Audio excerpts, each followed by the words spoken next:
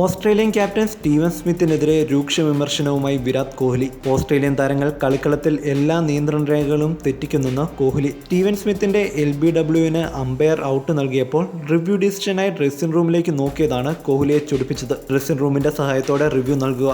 Dressing റൂമിൽ ഇരിക്കുന്ന താരങ്ങൾ TV റിപ്ലൈ വഴി അമ്പയറിന്റെ തീരുമാനം ശരിയാണോ അല്ലയോ എന്ന് ഉറപ്പുവരുത്തുന്നു. ഇത് സ്മിത്തിനെ അറിയിക്കുന്നു. ഇങ്ങനെ വന്നാൽ റിവ്യൂ പാഴാക്കാതിരിക്കാൻ സാധിക്കും. മത്സരത്തിൽ പലതവണ ഫീൽഡിലും ക്രീസിലും വെച്ച് ഓസ്ട്രേലിയ ഇതിന് മുതിർന്നിരുന്നു. ഇത് പലപ്പോഴും ആവർത്തിച്ചതാണ് കോഹ്ലിയെ ചൊടിപ്പിച്ചത്.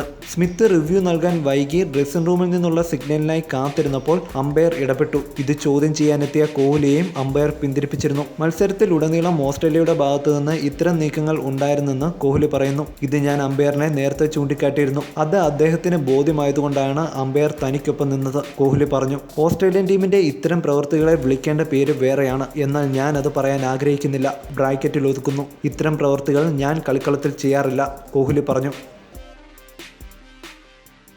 Subscribe now. Thank you.